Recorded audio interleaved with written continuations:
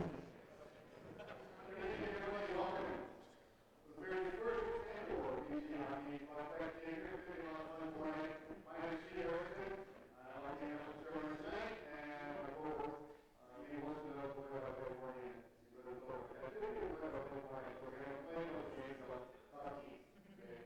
A little background, very cool, very happy to be involved with this one. I've been involved with hockey over here. It's going up. I moved when I was 77. Around the rock, 65 years old, manager of the program, making me a whole. For the undergraduate class, it was true. It's a lot of fun. The game really changed over the course of time, and we're watching recent TV, as well as the former reality TV, where we're going to talk about and all that stuff. Ian, where'd we go? Talking to you like already class. Anyway,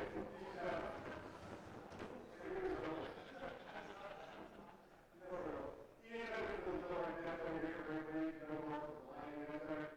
Over the last couple of weeks, Ian and I have lost really important games in the World Under 17 Hockey Championship as well. In both line in there as well as stuff. So there's been a lot of fun covering, we both had a lot of fun. And our goal as a broadcast is to really enjoy the game. And the one thing I have right now is a lot of time to be really enjoy the game. And we can ask for the players and their team, and everybody's all different around the game for the game. If you're going to complain, let us know. We have no problem with at all. It's been a lot of fun. We want to go ahead and I'm going to turn it over to Ryan. You can make an effort and talk to us. Well, thank you very much, Chief. Yes, my name is Steve Wilson, and I have the pleasure to work with 3 different teams here at the BCHL. I got my first start with the Sockeyes, and then also started working with Steve with the Double Ice Fox now, who played by the Chilliwack now as well. So you're and on behalf of General Manager of the junior team, you know, work with the Football Express here as well, too. So a lot of junior hockey that I had the opportunity to follow. So getting to see all the hard work and effort that everybody has, the players, all the way to the volunteers, the parents, the staff, the coaches, the scouts, everybody puts into this product is wonderful. And so to see the BCHC form and to be able to put on an event like this, celebrate all of you and the achievements that you've gotten so far is wonderful to be a part of. So thank you all for being here this evening. Very excited to be able to play back with you tomorrow. And the honor for tomorrow will be led by Jean-Claude Joe, the North Vancouver Wolfpack broadcaster, as well as some more BCIT representation there as well, as I'm the second year of the radio and program there as well too. So excited to be here, and yes, the goal is that food is already over. Without further ado, we're going to go on that. And then as we go through the evening, we're going to have some speakers come up and see some more this weekend. We're going to have PJHL talk about some of your fastest junior hockey has been developing over the years. And yeah, get your boys fed and home and ready to rest up for tomorrow's big game. So Make a table. big table. You're not going to give me that kind of power, are you? I did. Let's see. We're going to go with right over there, right next to the BCHC Prospects sign. Head on back. And then we'll get this table there as well. So 2 tables at a time, you guys can pull head over back.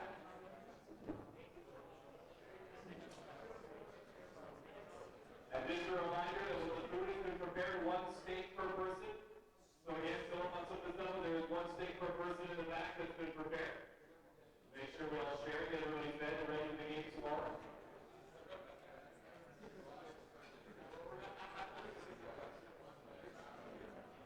Last week, I was asking around the natural water just for 4 acres to the nail factory. I don't know if it's late. It's a Pasco tank 20 miles. It was hard trying to get out of the way when I first came to South Africa because people won't get to know that. I guess you figure out this go on. Natural water, Pasco tank 20 miles. Okay, yeah, that's where you're going.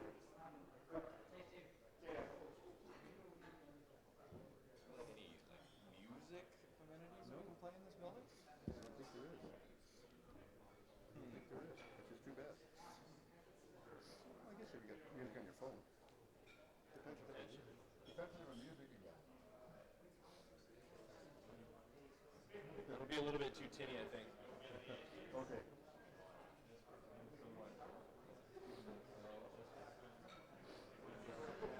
How do we want to decide the next one?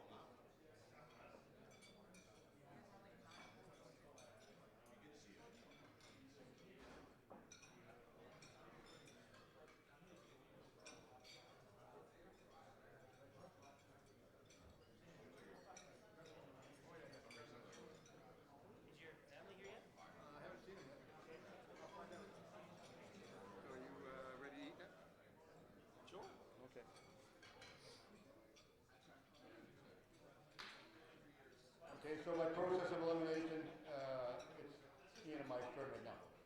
Okay, you ready to eat? You're always ready to eat. Okay. So once you and I grab a plate, Is this my phone or? tell people they can get seconds essentially.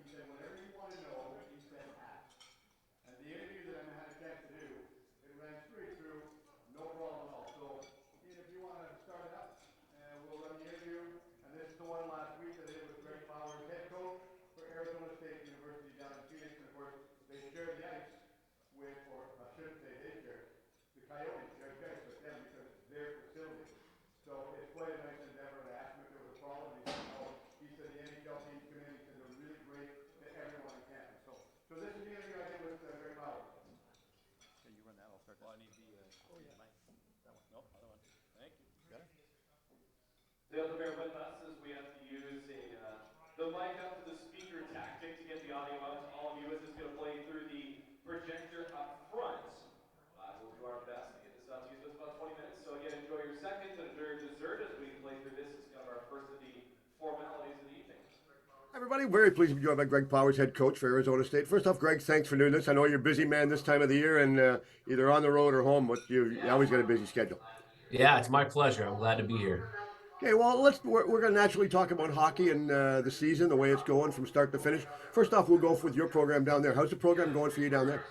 Good. We're in our seventh season as a Division I program. We've done really well playing out of an 800-seat community rink up until this year and made two NCAA tournaments in that process. And this year we opened up a beautiful 5,000-seat, $115 million arena on campus, Mullet Arena, where we're 5-1 on the season so far at home, and on a 5-game win streak, a big win over North Dakota in Las Vegas at the U.S. Hockey Hall of Fame game.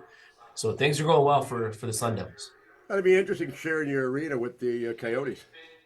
It's been interesting. I think at the end of the day, it's a big plus for us.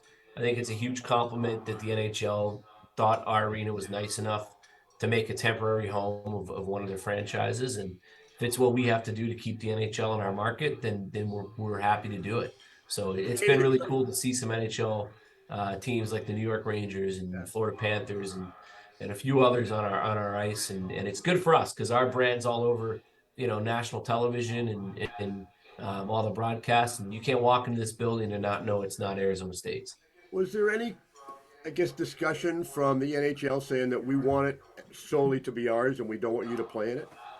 No, that wasn't even an option. It's our arena. It's on our campus. It was built for us, by us, because of us. So they're a tenant. They're a guest in our arena, and we're happy to have them. But no, that was never even on the table. There a good working relationship between the players of the pro team and your team, Oh and yeah, as well as the absolutely. public. I think the players and coaches, are the guys that we want to help the most. Because this isn't their predicament, right? I mean, they've worked their entire lives to play in the NHL, and now they're playing in a college arena. So we want to make it as easy on those guys as we can, and as welcoming to those guys as we can, because they're not in their situation because of them. The game that we're hosting between the Pacific Junior Hockey League as well as the KIJHL, it's going to be played in Chilliwack, and we'll be playing this during the event.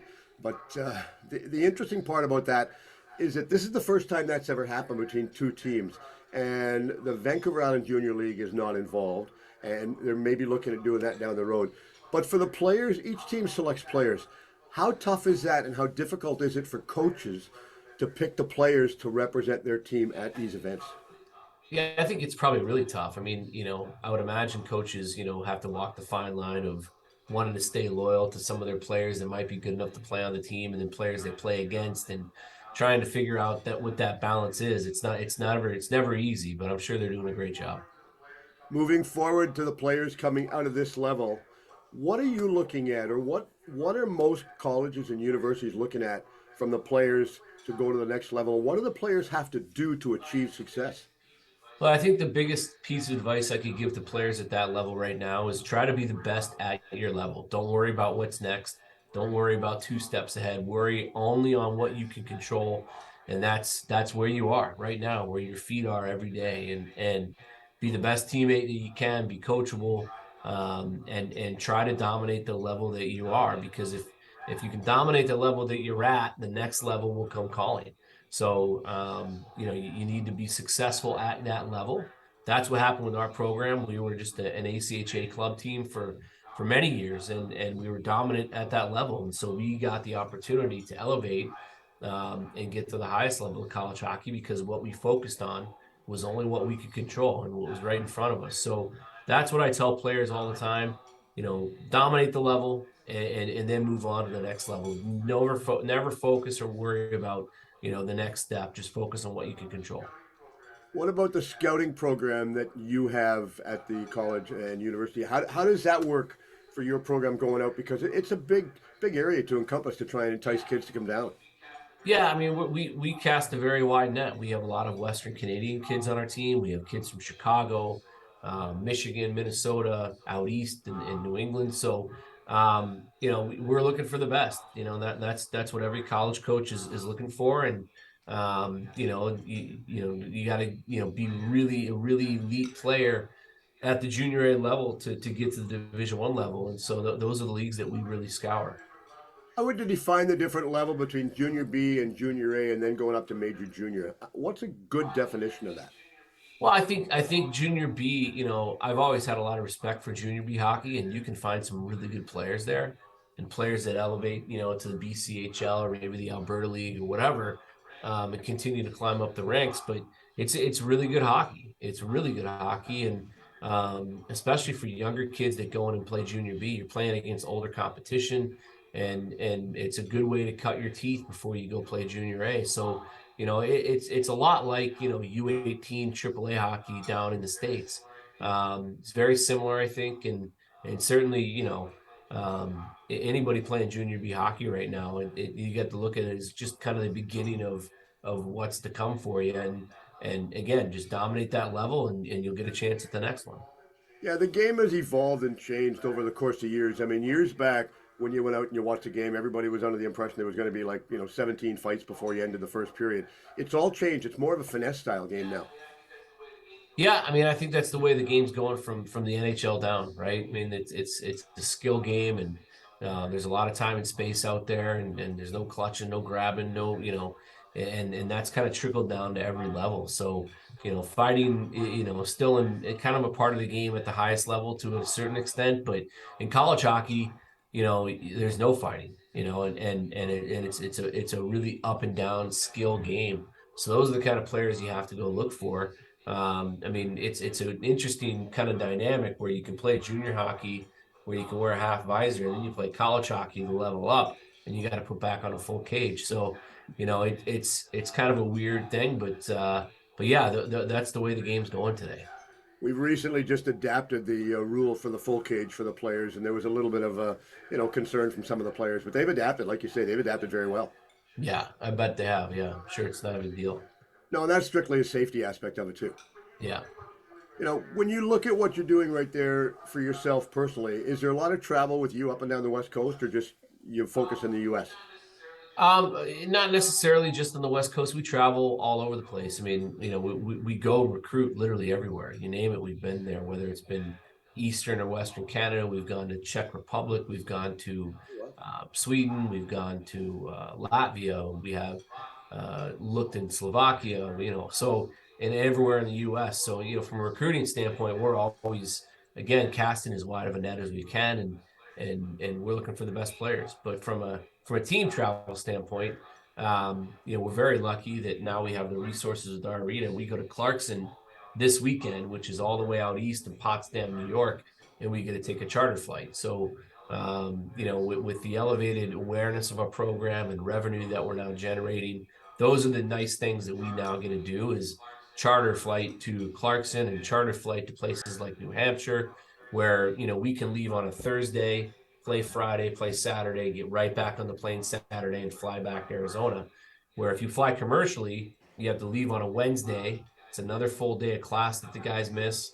And then you come back Sunday and you get back really late Sunday night. So it really saves you 2 days at home and 2 days of classes. And then even more importantly, gets you back a day earlier so you're well rested for the next week. We recently held up here at the Langley Event Center, as well as the Delta Sun Gun Arena, the World Under 17 Championships up here. Had a chance to talk to Mikko Kapanen with Team Finland, and I asked him the biggest difference between European players and Canadian players, and he said there's two things. He said one is, he said, we're more of a disciplined style game. He said we can get chippy. He said it won't be wrong, but he said we try and play a more disciplined. But he said the biggest difference with European players coming to Canada is the difference for ice surface. How does that affect some players from what you're looking at? Yeah, it's the weird thing about college hockey is no matter, it depends on where you go. There's no standard ice size for college hockey. So you could go to a place like Minnesota and play on a sheet bigger than Olympic ice, or you could come here to Mullet Arena and play on an exact NHL specified ice sheet, or you could go to a place like Penn State where their corners are very shallow and they funnel pucks to the net, or a place like Omaha where their corners are very deep and wide, and the guy that built that team, Blaze, liked his teams to cycle down low, and they wanted that extra space in the corners. So there's some college hockey rinks that have benches across from each other, and the home team has the penalty box next to them, so the visitors have to skate across the ice. So, in my opinion, I think college hockey needs to standardize their ice surfaces. So, for us, from a recruiting standpoint, we're obviously, looking for guys that can play on an NHL sheet. That there's more and more college hockey programs like New Hampshire that have minimized their sheet. Now they're playing on NHL size. So I think within the next decade, we're going to be pretty standardized to 200 by 85 ice. When you talk about the recruitment, what does your recruiting process look like? It varies with everybody. I mean, everybody has a different development path, and we have kids on our team that didn't pop till their 20-year-old year in junior hockey, and maybe we develop a need late in our season where we're like, hey, we need a player like that. Or there's plenty of kids that we've committed that were committed to our program for 4+ years, and then they go through the process and they come in when they're ready. So I don't think there's a cookie cutter process per se. You're just looking for really a certain type of kid that fits your culture, it fits your style of play, whether they're young or old. And if you can identify who that is, whether it doesn't really matter when, then that's what you're doing. How important is it for the player to keep his academic marks up? I mean, it's a necessity. So, you can't play college hockey without being a good student and staying eligible. So with us, it's not even an option. You have no choice other than to perform in the classroom. We believe here at Arizona State that good students translate to good players. So if you're taking care of your life outside of the arena, you're a good student, then your priorities are in check, you're living the right way, you're doing all the right things. So when you come to the rink, your focus is that much higher and you can be that much better of a hockey player. So if your life's not in order away from the rink, it's never going to be in order when you're here at the rink. So we really believe that. We believe everything you do in your life translates to your success as a player. And one of those huge things are our academics. And I'm assuming you have counselors in place to help out. We do. We have a full-time academic coach here that works with our players daily, manages their study hall hours, manages their tutoring, proctors exams for them on the road when we travel, things like that. So she's very good at what she does, and she's very resourceful. What makes Arizona State such a great place to play hockey?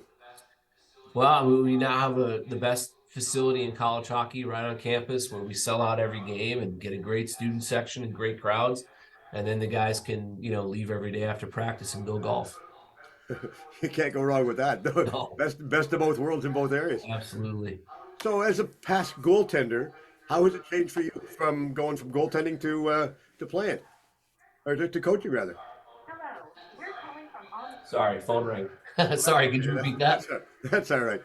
So how does that change from you? I mean, you played goal. That's got to be different. I mean, my daughter's a goalie. My granddaughter's a goaltender, and I would never be a goaltender because I always tell everybody they used to shoot puck. They shoot pucks at you. Yeah. But how is goaltending changed for the goalies in today's game? Well, I think goalies now are just so much better than they used to be. I mean, from technology, equipment, training, the way that they play the game, they're really big, take up a lot of net. I mean, if you watch just videos of, even the '90s now, the goaltending back then as opposed to today, there's a lot more net to shoot at back then than there is now. So there's a lot that goes into it, but I think they're just tremendous athletes, and the position is just so advanced now. And I mean, kids are really good goalies. Technology has naturally helped the game with the breakdown computer systems. How important is it for the coaching staff to focus on working with the players for this? I think it's great to use as a tool. You never want to lose, your general feel for the game and the human side of connecting with players and using your instincts to coach and putting kids in situations to be successful. I think all the resourceful things that we have at our fingertips now with technology and analytics are great if you use them as tools, but not as the end all be all. I think coaches that still coach with instinct in their heart and connection with players are going to be the most successful. What made you change your focus from playing to becoming a coach?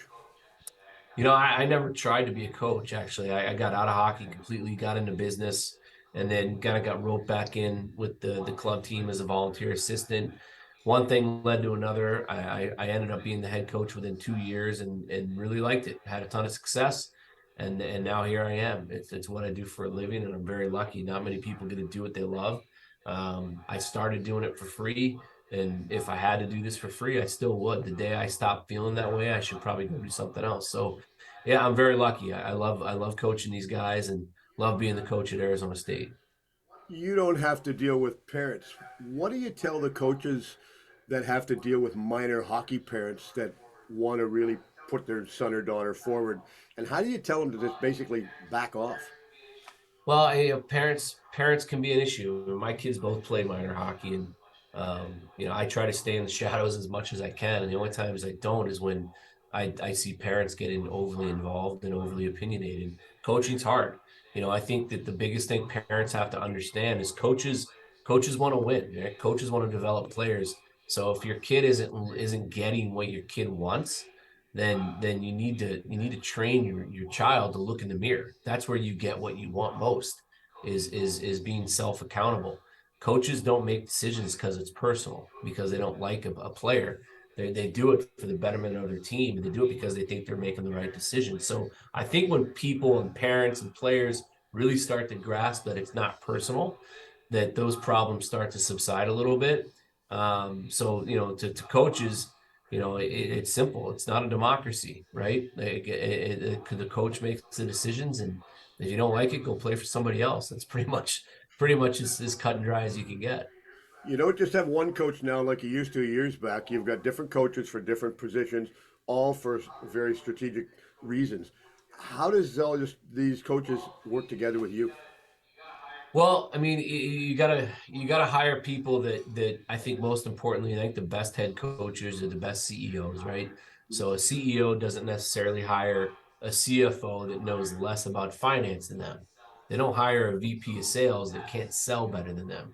So as a CEO of an organization, whether it be a junior hockey team or anything, you have to hire people that aren't yes men and aren't just going to say yes and yes and yes. You want to hire people that challenge you a little bit and that you can learn from every day, that can make you better. Alex Hicks is one of my assistant coaches. He played in the NHL for Pittsburgh and Florida and San Jose, and played a lot of hockey overseas in the DEL.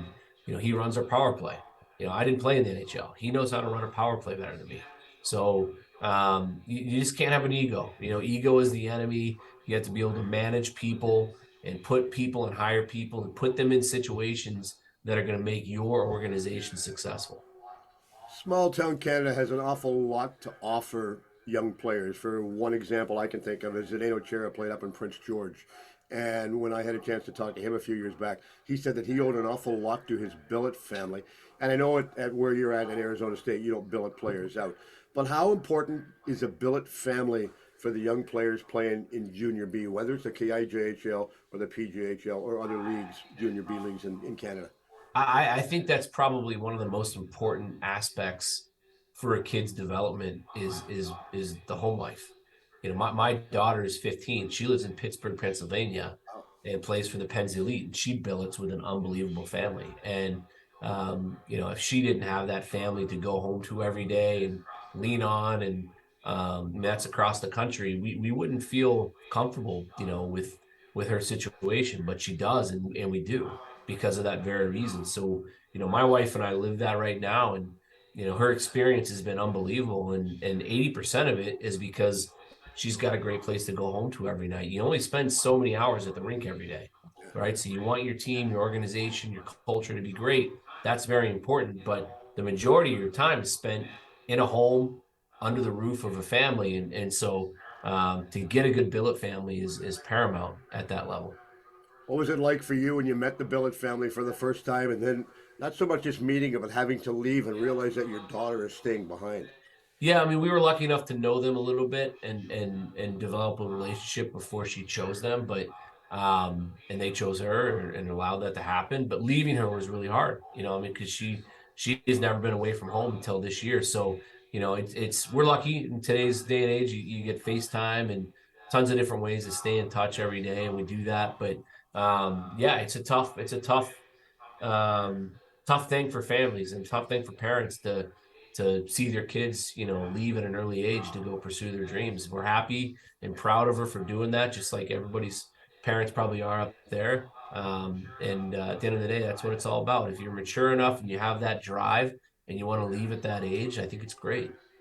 I always talk about the people behind the scenes, what I call the unsung heroes in the world of sport, and that's the volunteers. They never, ever get enough credit. And for any junior organization, junior B, junior A, whatever, they're the people that drive the program, not just the coaches. So, what do you tell people about the volunteers? Because they're, from my mind, they're really essential. I mean, volunteers at any level are the lifeblood of what you do. You know, you can't operate. I mean, even, college hockey and the amount of people that volunteer for our program and just want to be a part of it, and make it better. We wouldn't be where we're at without them. And you can go to a junior hockey game in Western Canada and you see them all over the place, whether it be ticket takers or, it doesn't matter. It's kind of what makes junior hockey up there such a community type feel and kind of a cozy environment to go and scout kids at. And we always notice that. And so, hopefully the players understand how important those people are and thank them every day. Well, I appreciate your time. It's drawing to a close. I know you're busy, man. You got to hit the ice this afternoon for practice? We just got off, so we're gonna wrap up and have a couple meetings here, and then off to Clarkson we go in the morning. Okay, so for people listening into this right now, let us know or let the parents know and the families what they should look at if they want to send their son or daughter down there and what you're looking at as a coach directly. Well, I think the biggest thing, my biggest piece of advice to every kid that is listening to this is, again, you set that goal. If you want to play Division I hockey and you're playing in the KIJHL or the VIJHL, whatever, you're playing junior B hockey anywhere up there. Um, Master that level, be a great teammate, be coachable, and try your very best to master that level. Don't worry about what's next. And if you do that, you'll get to the next level. And then you got to master that level and continue on, that way. And that's what we look for. I mean, there's always late bloomers that come out of nowhere and late in their junior career, but the best players are the ones that figure out a way to do it at every level. Yeah, very much. Well, other than British Columbia, you live in the best part of the world, especially this time of the year right now. We go through a little bit of rain and snow the odd time, but you live in a gorgeous part of the world. Greg, I really appreciate you taking the time to do this on behalf of both the KIJHL as well as the PJHL that are hosting this game next Monday night. So I really appreciate it. All the best and all the best for success for you and the organization down there. My pleasure. Thanks so much for having me. Okay, thanks very much, Greg. Have a great day. Thank you.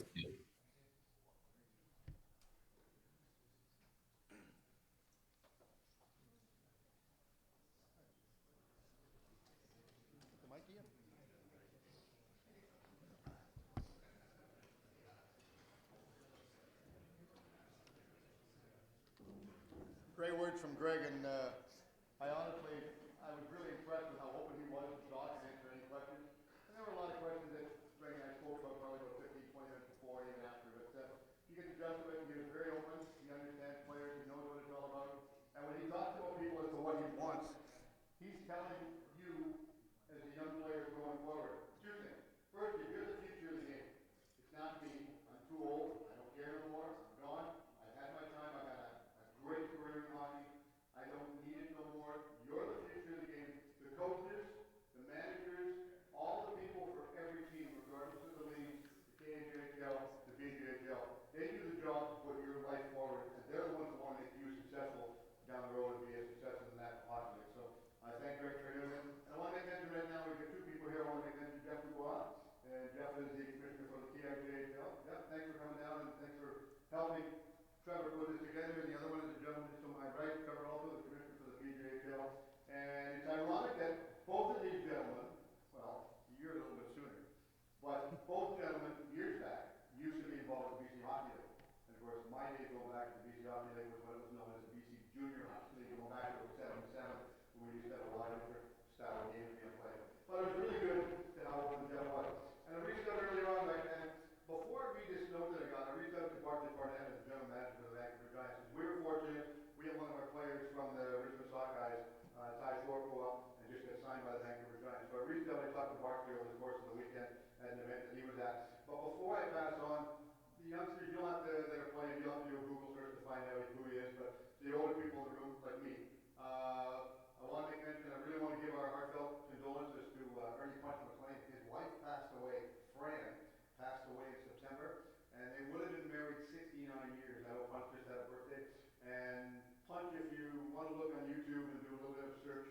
for the Old Midwest Bruins, you'll see what punch was all about. But it was funny, I talked to Fran one day a couple of years back, and I asked her, I said, Fran, I said, what was it like as a growing up in the heyday when Punch was a real, like, you know, rebel coach and stuff like that, and all he wanted to do was win. And Fran was a real sweetheart. She was like your grandmother. She could have been my grandmother for all I knew. And she looks at me and she looks and she says, oh, Stevie, it was so much fun. She said, I was Ernie's sounding board. And that's just the way she told me. And she was such a sweetheart. But Ernie tragically lost his life in the latter part of September. And on behalf of both leagues and myself, everyone connected with him, our sincere condolences to him, because I talked to him a couple weeks back, and believe me, I've never seen a man so absolutely lost, considering him a friend. You know, they started, she was actually a high school track star, and that's what he told me. He said he saw her running around the track, and he said, right to this little guy, so I'm going to marry that lady, and he did. So life can take you in different areas. Anyway, I reached out to Barclay Barnett on the weekend. I did make mention to Barclay about the event, and I got note. This is what Barclay Barnett, general manager of the Vancouver Giants, wrote to me. He said, hi Steve, he said, thanks for asking me to do this. He said, the Vancouver Giants would like to recognize the efforts put forward to promote the game of hockey. For years, the PJHL and KIJHL have provided excellent opportunity for players to continue to develop and play beyond their minor hockey years. There have been players that have benefited from the efforts put forward by these leagues, and on behalf of the Vancouver Giants, I would like to salute all participants in the BCHL or the BCHC Prospects Game. And he said, thanks very much, and he said, all the best to all the players. Barclay Barnett is the general manager for the Vancouver Giants. So we're going to get a little bit of what we call a hot stove right now. We're going to have four gentlemen come out to the front, and we'll do a little bit of Q&A. Yeah, come on over. It's not getting off that easy. You're my color man, but I'm not putting you up to bed yet. Well, you get that all figured out, and I'll get over there once you're all set up. Oh, you're in your camera, I can tell. See, people do think we're married. Believe me. All right, so we'll go through this one at a time. We have to hold two mics because it's just the way it works. So we'll go through each one, and let each one introduce themselves, say the position, so everybody knows who they are. And first off, thanks gentlemen for doing this, because I know it's been interesting. I mean, you're all busy. I know that. It's that time of the year with hockey around. But we'll start right here. You can just take me out the whole together, so careful. All right, thank you, Steve. My name is Ty Cano. I'm the Chief Operating Officer and General Manager of the Equipment Express Hockey Club. Thanks, Steve. I'm Brad Rahella, the Associate Coach and Assistant GM of the Chilliwack Chiefs. Hi guys, Chris Stone, Head Coach and GM with the Mercs and Tendrils. Am I talking about? Oh, sorry. We're not bringing it here. Cam Keith, Head Coach and General Manager of the Surrey Eagles. I will. Okay, first off, Cam, I'll ask you. You just recently held an event on the weekend where you hosted special types of jerseys for, was it the volleyball event that you hosted for the jerseys? Punjabi night. Punjabi night? Okay. Tell us a little bit about how that came together, because the world's changing, and I think it's important for us to all be together now.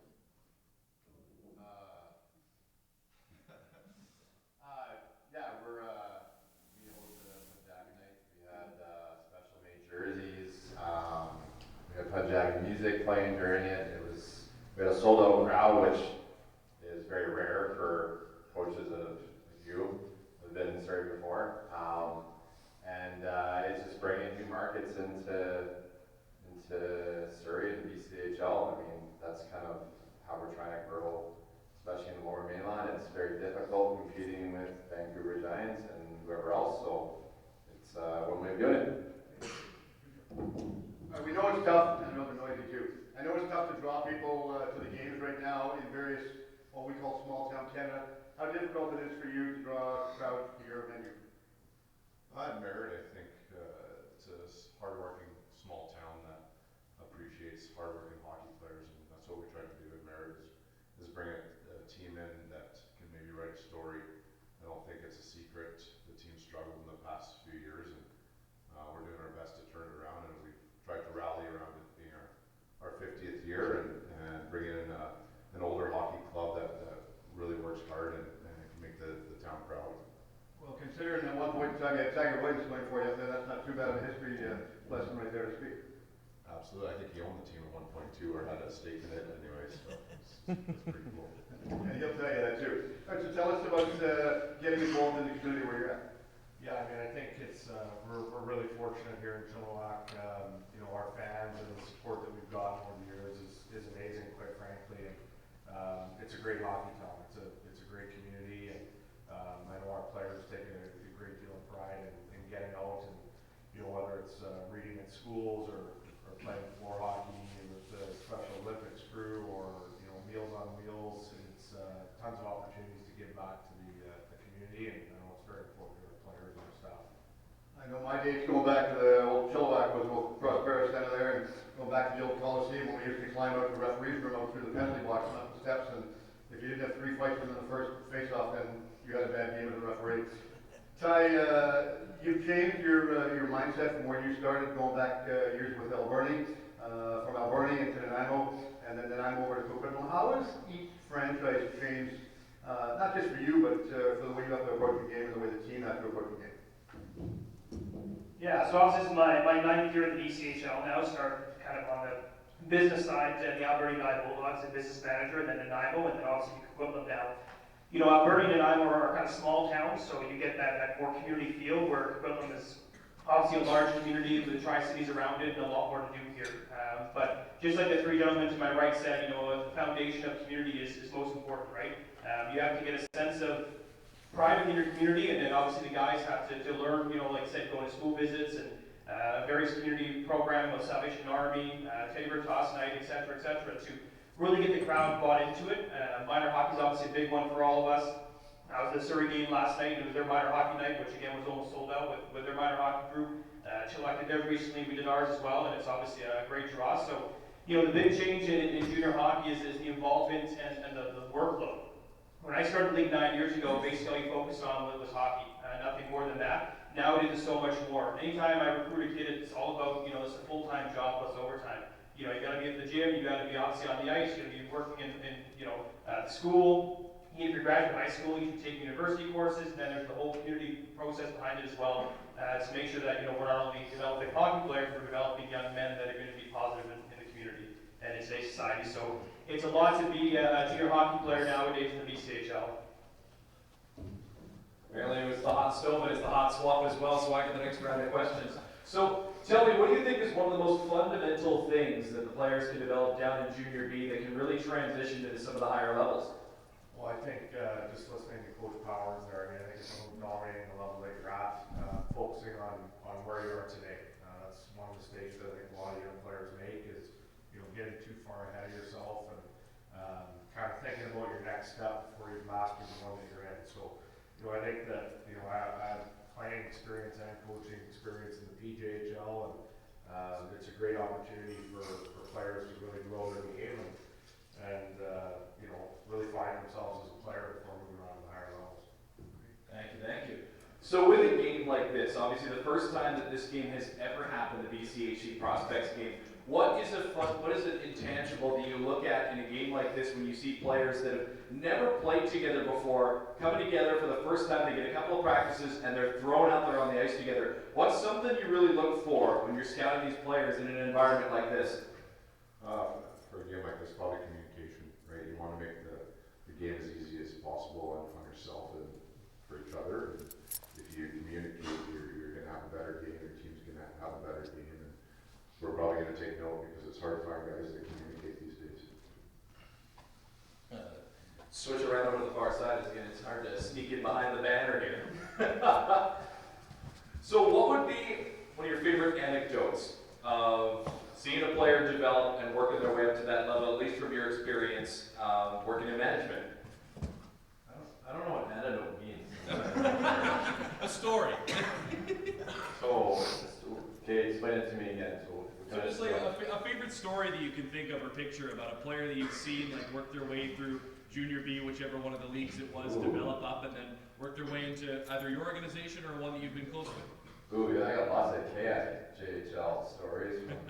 As Jeff, you would know, from that days in with Trail. Yeah, I mean, I don't know. It's hard to put one into mind. I can kind of quickly tell that when I was in Trail and we basically just recruited straight from the KI, and the main reason was because I knew I was going to get kids that worked hard and came from a non-academy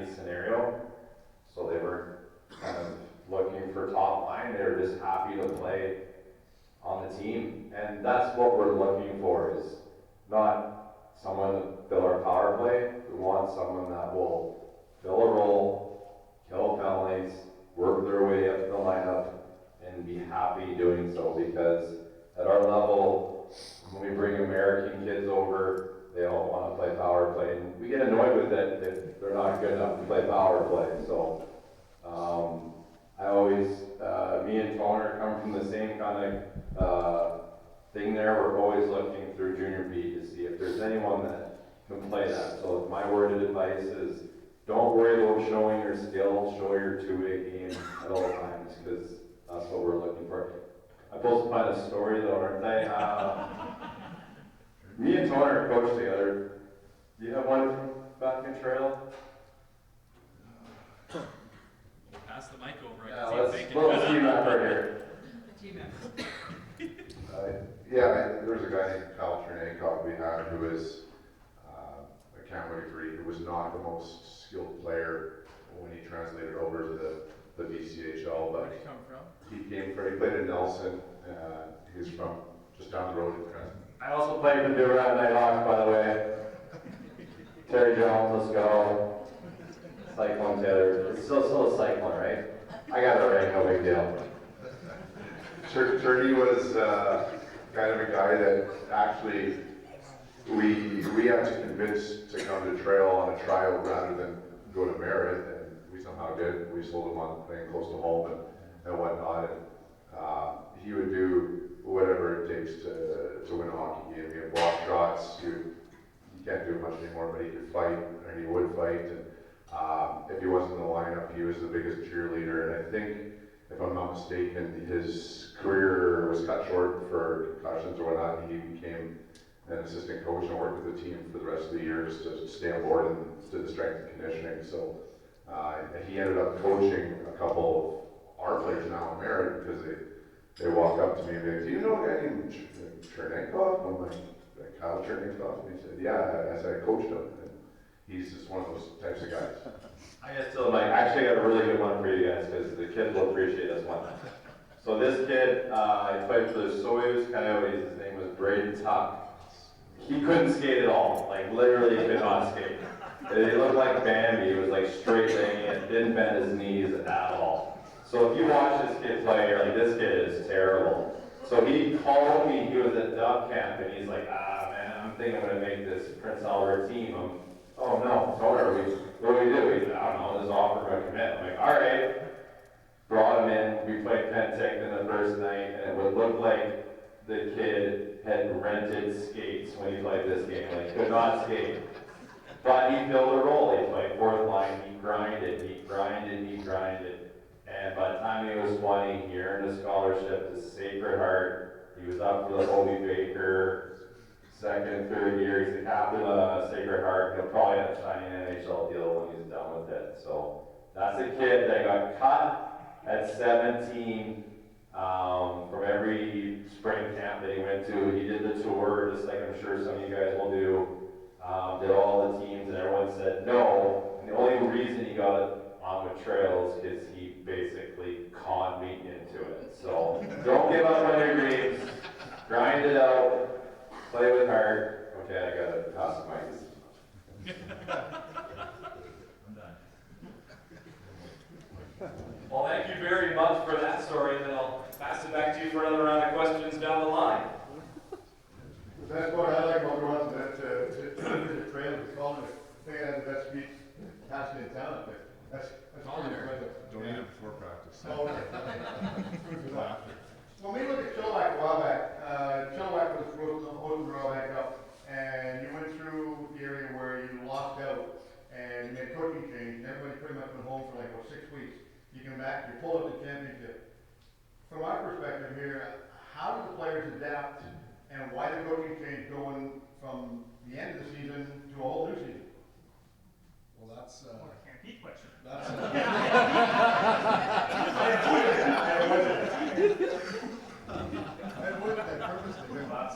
that's a really difficult question. I will say that I was fortunate to help out with the Royal Bank Cup, but I was actually just kind of up in the press box, doing some pre-scouting and things like that. So met my friend Cam Keith here. He was with the team at the time, and himself and Brian Maloney were on the bench when the team won the Royal Bank Cup. I mean, I think at the end of the day, it was just about a group of players quickly finding a way to come together and be competitive.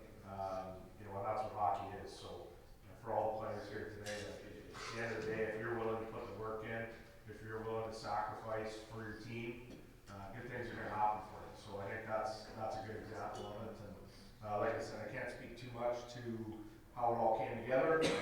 All I know is that personally, I was really fortunate to come on right before the RBC, and I've been in Chilliwack ever since. Good place to play, good place to grow, and good place to grow up too. Sally, we talked about going from small town Canada to big city over in Coquitlam and the community. You're involved in a lot of different aspects. Tell us, I guess, the one that you're most proud of so far, regardless of the city and the team you've been involved with. Which is the proudest moment so far in your career?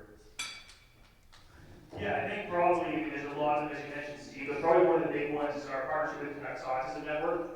So for everyone in this building, for us to be able to play hockey or go to a hockey game, it's nothing, right? We get up, we go cheer, the loud horn goes, all that is all great and dandy. And then we started thinking more about it, and one afternoon there was, we had 3 rinks in Coquitlam. One of the rinks has Canucks Autism Network, and some of our guys were upstairs eating the concession, and we were watching kind of what was going on down there. And we decided to go down and start volunteering our time. Our players started to understand, you know, people who are on the spectrum, the kind of challenges they face every day, from going to school to trying to play hockey to going to a hockey game. So it was something that we adopted with the Canucks Autism Network to have an autism acceptance game. We're one of the only franchise in BCHL that is autism aware for anyone who is on the spectrum to come to our game. We had sensory kits available in a quiet room. And then we held this massive game with over 500 families in the Canucks Autism Network. And it was a highlight because they weren't cheering for the Express per se. We're facing Alberta Guy Bulldogs. They were cheering to be in a building that they felt that they were comfortable in. And so you've seen the smiles on their faces, and you know, whether it was Alberta scored, Russ scored, or whether it was a penalty or a big hit, you know, they were just cheering and having a lot of fun. And for our guys after the game who then got to speak to some of the families and whatnot, they really got to understand the appreciation of it. So, you know, again, for all of us to play hockey, to suit it up, we're all very fortunate in that perspective, and there are a lot of families who are not as fortunate. And so giving back is a big piece to growing up, as I'm sure all you guys know in your junior B teams. But for me personally, we've done a lot in the community, but probably one of the biggest things that I think has a lasting impact on all of our players, and still talk about it today, and obviously the families that were able to attend the event was our Canucks Autism Night. Yeah, that's a big event. I've been fortunate over the course of the years to be involved in the BC Special Olympics program. And the one moment I'll never ever forget, I covered the softball city game in women's basketball at softball city, and the one game was going extra innings, and the Special Olympics kids, they were going to go up, they were going to play next. And you can envision this. Now, I mean, everybody's not as fortunate as everyone else. And the game went extra innings, and the young people who were sitting on the side of the hill, there was 4 of them that started to cry. And I'm looking around, I thought, first off, like, why are you crying? I had no idea. And I went down, and their concept, I asked the one young boy, and I said, why are you crying? And his concept was, they don't want us on the field. They don't want to let us play because we're not the same as them. That's not true. And try to explain that to somebody. I go, well, okay. But, so I figured, well, how the hell do I explain this to kids? You know, kids, young people out here. Well, I know what to do. So, of course, knowing the officials in different sports, I went down and got all the umpire. And I said, come here. He said, well, we're doing a game. I don't care what you do. Come here. I want to talk to you. So he came over and he talked to me, and I said, what? So I told him what happened. I said, you go talk to them and tell them why they can't play right now. So he went over, he explained it to them, explained to the kids, explained to the coaches, and everybody was fine. But that's how people don't understand society in general. We see something go wrong. We've got too much unrest in the world right now. So I just want to see the game get bigger and better. Does everyone have any questions for these 4 gentlemen up here? No? Joey? No? I was running around in the back asking. Nobody had any burning desire, nobody burning questions. All right, well, we're gonna let these 4 gentlemen, thank you for doing this. We're gonna let you guys go. Tim, you're up next because we're gonna talk. We only have a little bit of time left. I want to bring you up because we're gonna talk about stats and how it changed the game. Thank you, gentlemen. I appreciate your time.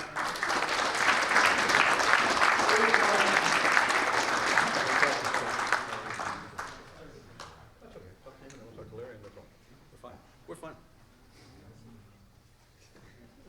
Well, you already know the drill. You have to see everybody else do it. So for you, those of you that don't know, this is Tim Tilbright. Tim has been hired BCHL to work kind of behind the scenes, working the statistics and making sure that all the online stuff is good to go. So how you been doing so far? So far it's been a challenge, but it's been a really rewarding challenge. It's working with Jeff and Trevor and helping out the league. So when you guys, obviously you go to your coach and say, hey, I got that assist. They then send it to me and I make the changes. So we really realize how important it is to you guys to get those assists or to get those save percentages up. So it's been great working in junior hockey, and I'm an off-ice official. That's what I do.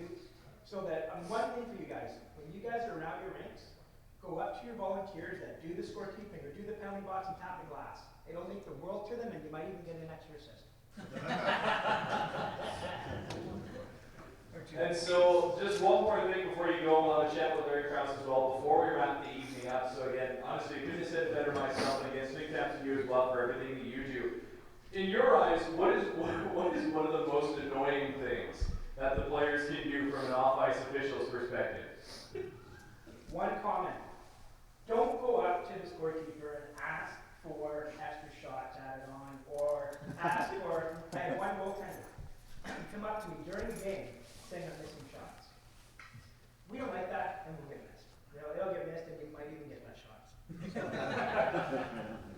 Well, thank you very much, Tim, and again, thank you for everything that you do for working in statistics as well, too. These points for the plan for the chance we got to know these goals were correct. And so then one last bit for the evening, so you're going to have a chat with him again. Come up, Mr. Larry Krause.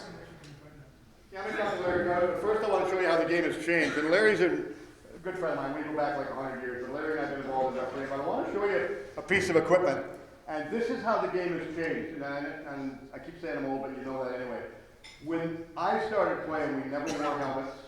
We didn't have chain link around the fence, around the whole rink. We had chain link from goal line to goal line. That was all. I want to show you something. You'll be absolutely impressed.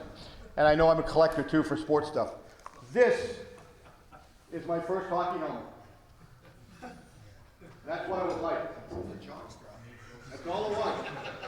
That's the first helmet. So we could carry those and put them in our gloves. Our gloves are a lot higher too. But the game's changed, the game's evolved, and Larry and I go back a long way. Larry's involved in the refereeing program for BC Hockey, formerly BC Amateur Hockey. So, because I always screw up your title, tell us what your title is now. Development. It's all about development, Steve. Thanks, I'll go home. That was short and sweet. All right, we talked about growth, talked about small town Canada. I mentioned to Larry earlier on that I want to make mention before we get to a couple of rule things. The one thing you'll have to understand is you don't have to come from a big city to be an NHL official. We've got great officials. We've got two officials, Kelly Sutherland and Trevor Hansen, both come from Richmond. They've done a great job out there. We've got officials, a young man, well, years back he used to be. Jay Shares come from Hope, BC. Jay is the only and was the first black official that we had in the National Hockey League, and he came from Hope, BC. Who in their mind would ever think that a referee or a linesman in the National Hockey League come from Hope? But he did, and he made a hell of a career too. Yes, he did, and still doing what he can to give back to the game in St. Louis, Missouri. Okay, we want to talk real quick, a couple of rule changes. One rule change, I talked about my helmet, what they have, what they don't have. A couple of questions on rule changes real quick. Check your land, how is it enforced, and how do the officials understand we don't get consistency all the time? How is it enforced, and how do we see it? Well, everyone's talking about player safety now, so we're all focused on head contact and what that looks like for the players of the game, and just to eliminate, hopefully, the injuries as they move forward. Are we winning? I think so. I think we've got a lot of coaches here tonight, so perhaps they'll be able to tell us one by one. Well, we've got that for one rule change. The other rule change that I get frustrated with is when I see people line up for face-off. We used to look at the 7 to 2, they put their stick in, they put their stick in, we drop the puck. Now we get everybody taking like 7 to 8 before they drop the puck for a face-off because there's somebody behind and moved in. How do we just get the game going? Because it's under a time restraint too. Fair and safe hockey, Steve. It's all about fair and safe hockey, and it's changing. Just like you heard from the coaches talking about the game and how it's evolving, the gentleman that was on the screen, it's evolving and changing. We want to make sure it's fair and safe for all the players. And rules are put in place for the better of the game. How do rules get changed? Because this is one of the questions I get asked a lot. How do rules get changed, and do they have to go through a special command sort of?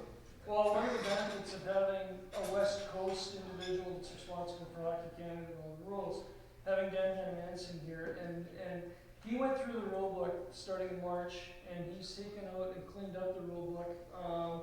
Unlike other administrators before him were unable to do, but he's done a great job of cleaning it up, making it consistent. And we've got young ladies officiating in men's games now. How is that working so far? And I know tomorrow night the game tomorrow night is going to be a 4-person system, 4 officials. How is it working for the women and the men's program? Well, we're taking the gender out of officiating. They're officials. December 4th in Abbotsford, you're going to see a female American Hockey League official. She's a young lady from Saskatchewan. She is a school teacher that works with Indigenous at-risk youth. And the American Hockey League, seeing all of the benefits and abilities that she has, gave her a contract, and now she's refereeing the American Hockey League. Okay, I'll give you the last word. What will you tell everybody about the game tomorrow night and about their game and what they should focus on to stay on this in this? Well, before you kick me off the stage, I want to talk about recruitment. It's all about, I was with a young man in Kelowna on the weekend who happens to play for the Chiefs, and we're already planning what's next after his season is done. Another young man who was part of the Chilliwack roster phoned in the summer and said, I want to be a part of the program again. How do I do that? So, guys, we are talking about what's next, and I love the opportunity to be here and talk about recruitment. Well, it's all about recruiting the game. And we had a young lineman on the weekend to a Trinity Western game. Was it Mike McGowan? Yes. It was Mike McGowan. Actually took a slap shot on the side of the face. He's got a broken jaw, broken nose, and he's actually drinking right now through a straw because of just a slap shot got on the side of the face. And that's Mike's job. That's what he does. So I know there's a GoFundMe page set up. I know on behalf of yourself and myself and everyone here, if you can help them out, feel more than free to do so, because it was just strictly a hockey game, and that's how quick accidents can happen. Larry, thanks for doing this. I really appreciate your time. Thanks, Stephen. On behalf of Tom Jetsy and, of course, our friend Jason Randy, I appreciate the opportunity. Thanks for inviting me. Okay, thanks, Larry. We've had a full night. It's been a fun night. It's been very enlightening in all sorts of aspects. We've had words from the coaches. I know Jeff as well as Trevor, neither one of them want to talk. I don't know why. They're sort of shy right now, but they'll do the talking at the rink and the paperwork, so that's fine. Final thought, Jim?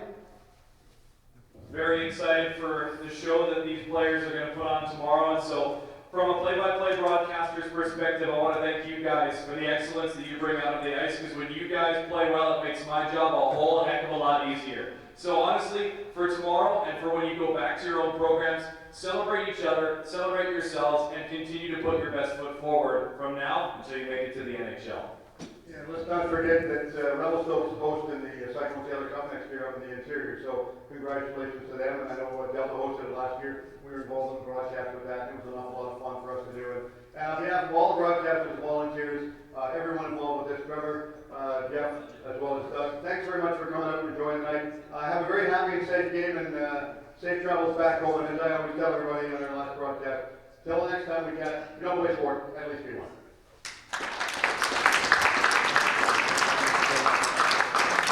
And one last thing before all the players go on, remember we were saying that the coaches want to have a quick word with the players of their respective teams, so we can have the PJHL players to the right side of the room to meet with their coach before they head out for the evening, and for the KI on the left side of the room, just before you guys head back to the room for the evening. Okay, I need Trevor. And Jeff.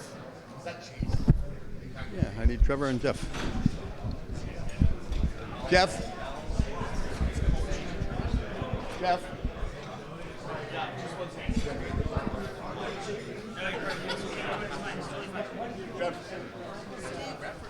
You going? Yeah, yeah. Jeff. Yeah, he's coming. Just one thing when you get to the gate. Watch the camera. It's right behind you.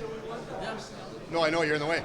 Oh, I'm sorry. You want to watch that? Minor detail. I need to reset this and get it so that it sets up to record as well too. I'm just going to zoom it in for you. Yeah, sure. Okay. Sure. Yeah. Yeah. That was great. Thanks. On in time and perfect. We okay? First things first, let me move the podium and set the banner up behind you. Okay.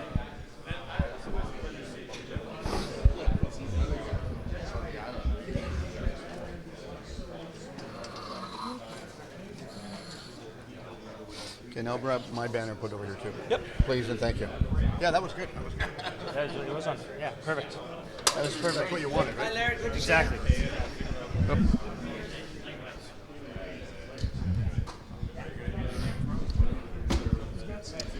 All right. There you go. All right, come on over, Trevor. Yes. Right here? Yeah, sure, right beside each other.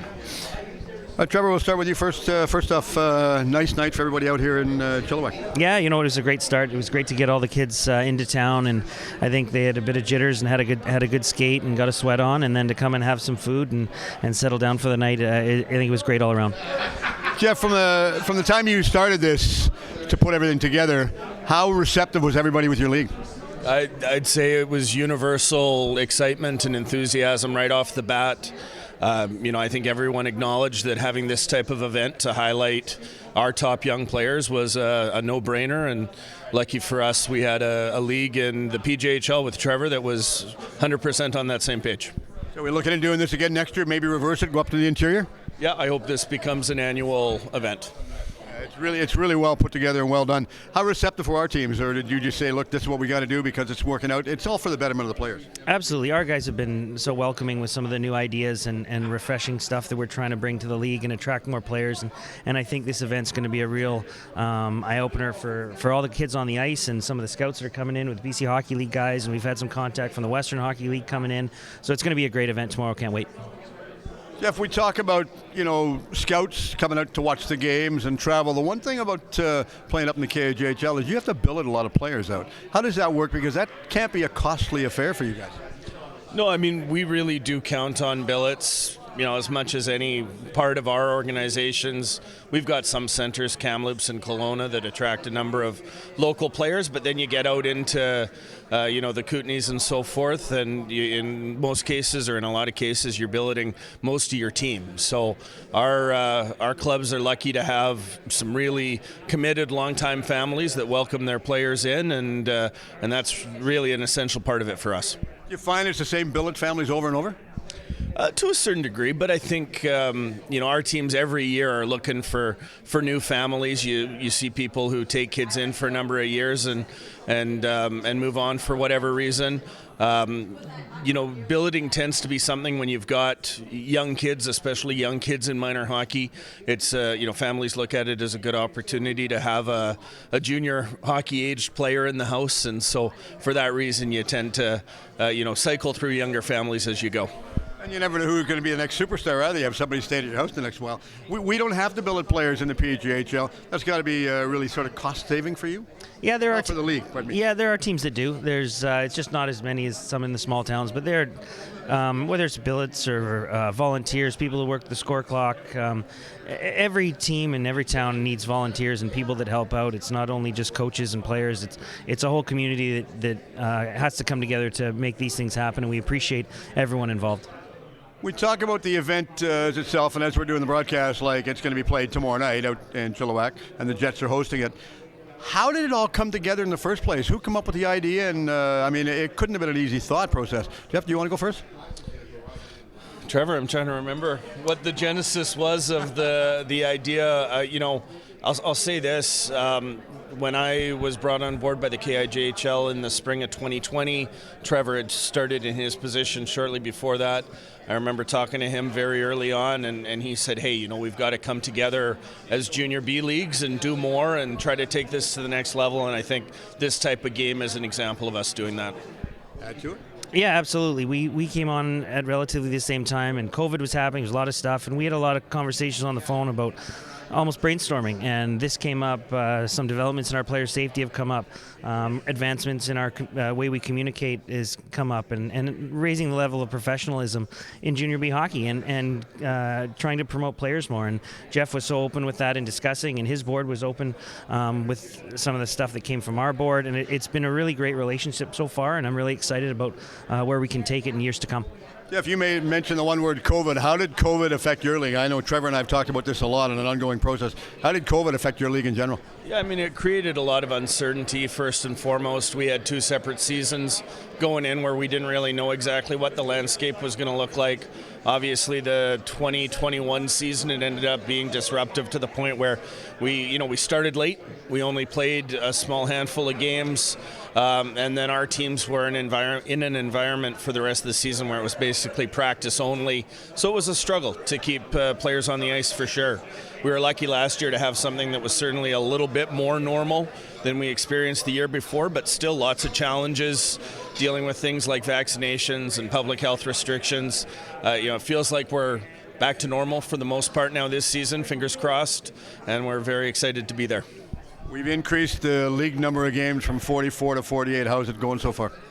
It's good so far. I think it's been well received. It's been really tight scheduling some games with some facilities and things like that. But you know what? I think the players like it. I think our teams and coaches like it, and it's something we're going to look at doing more of in the future. What do you got coming up right now, Jeff, in the next while? We're about halfway through our season. We're starting to get prepared for the Cyclone Taylor Cup in Revelstoke, which is an event we're pretty excited about. We're at that point in the fall schedule where, winter vacation for our teams and players isn't too far away. I know that's something that guys look forward to, getting back home over the holidays and putting on the World Juniors and getting to recharge a little bit before we get back going right before New Year's. We have the Winter Classic coming up in Richmond again. Richmond Sockeye is hosting that. That's the end of the month. I believe it's the 30th and 31st and 1st and 2nd of July. Another event for them. How's it going with that so far?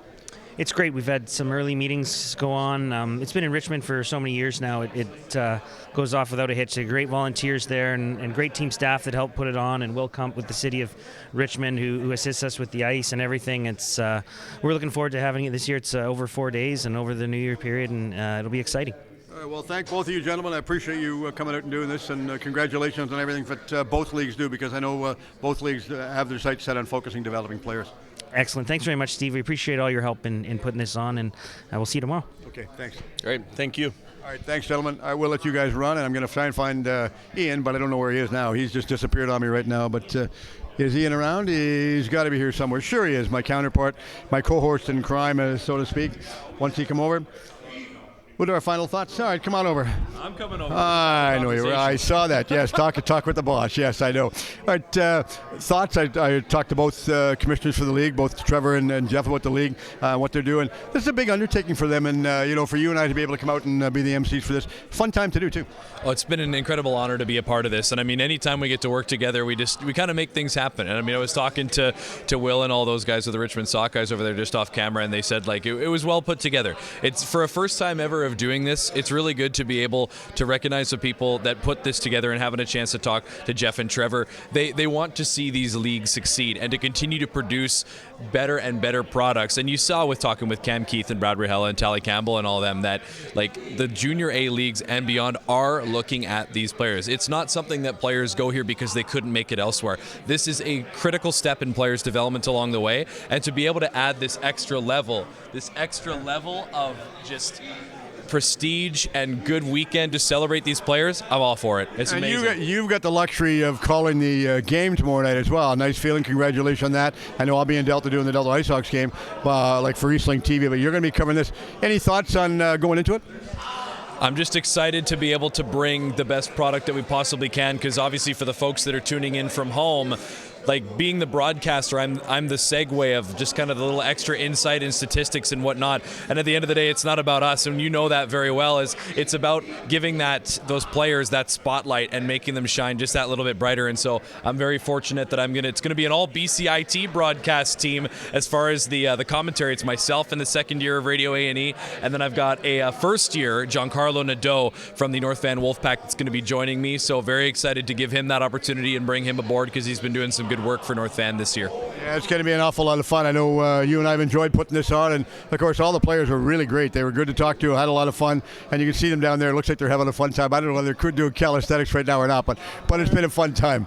It's been a blast. Anyway, Ian, thanks for doing this. I appreciate you coming out and being a co-host with me tonight. It was a lot of fun, and I hope everyone sitting at home watching this tonight has really sort of enjoyed it. I got a little bit of insight as to what it meant, not only from the coaches that we've interviewed, all four of them here, listened to them talk, but also Greg Powers, head coach for Arizona State, because he had some really great comments.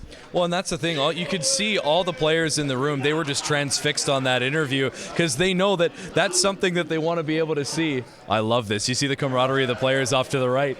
You get to see and hear straight from the horse's mouth at the highest level what it is that those coaches are looking for, and to hear him talk about and mention as well Junior B in general, because you think like, oh, you have to get to Junior A to be considered for scholarships or to get scouted. It's like, not necessarily. These players, they're getting looked at from a very young age and very early on in their development by these coaches at university level programs, because they know what they want to see in their players. Yeah, they sure do. All right, well, thanks for doing this. I appreciate you coming out and doing this with me, and hope everyone's at home got a little bit more enlightened as to what this is all about, because it's going to be a great time, and this is only the first of what we consider and what we've been told first of many, so it's been a great time.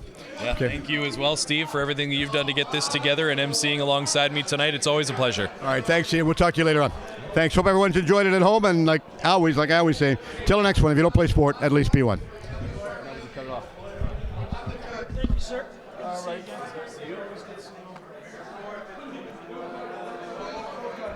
Okay, what's the story?